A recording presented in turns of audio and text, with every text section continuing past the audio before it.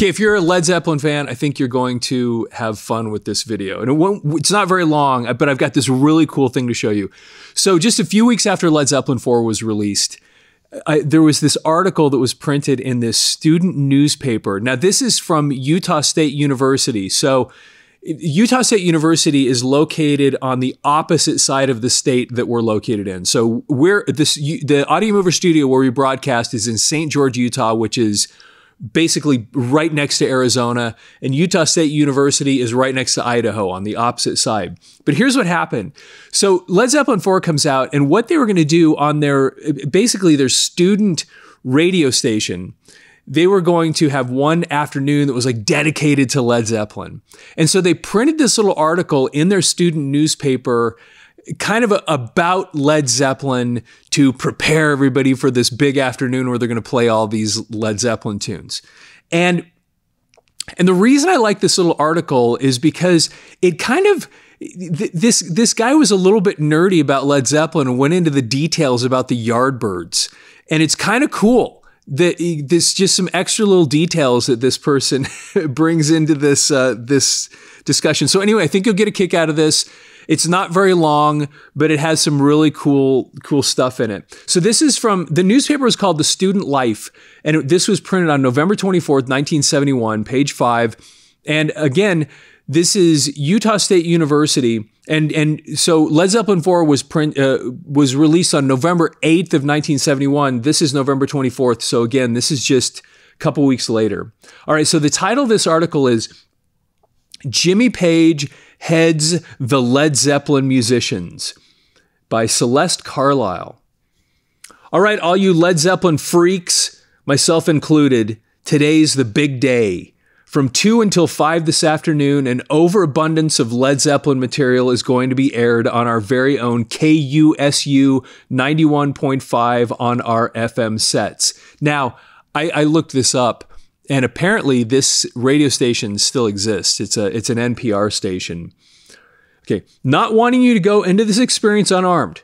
The following is information on the group, ripped off from the files of the Deseret News, no less, stamped and delivered to Student Life's doorstep with this very purpose in mind. So just for context, those of you that don't know anything about Utah, Deseret News is one of Utah's newspapers. Matter of fact, it is the oldest newspaper in Utah. It was originally printed in 1850, right after the original pioneers had arrived here. They'd only been here for a few years, and then this was the first newspaper that was published, and it's still published. Okay. Enough of this mindless chatter, you say. Get to the group. All right, so then it says, Jimmy Page plays lead, pedal steel, and acoustic guitar. Organized Zeppelin in '68. He started playing guitar when he was 15 and attending a London art school. He became a session guitarist, backing up such people as Mick Jagger and Keith Richards, the Kinks and Donovan. During this time, he learned the production end of record making. Page joined the Yardbirds in 1966. His first performance with them took place at less than 5 minutes' notice when Paul Samuel Smith fell ill just before the show began. Jimmy offered to replace him for one show. The Yardbirds asked him to stay with them at this time, but he returned to session work. When the Yardbirds offered to take him on a tour to the United States, he decided to play bass for the tour. He switched to lead guitar after Jeff Beck became too ill to perform. After Beck recovered, he and Page both played lead throughout that tour and a subsequent Rolling Stones tour. Although Page was ready to leave the group in '67, Beck quit the group ahead of him, so Jimmy stayed on until the group split in '68. Deciding in '68 that he was ready to start playing his own material, Page founded Led Zeppelin. When word got around that Page was forming a group, Jimmy got calls from musicians all over the country. The final musicians to enter the group were John Paul Jones, John Bonham, and Robert Plant. And then it goes into John Paul Jones. John Paul Jones, bass, organ, and piano. Jones was one of the most sought-after arrangers in England when he asked Page if he could use a bass guitarist in Led Zeppelin. As Page explained, quote, he didn't need me for a job, but he felt the need to express himself and figured we could do that together, unquote. Jones has arranged and played material for both Donovan and the Rolling Stones. And then John Bonham, drums.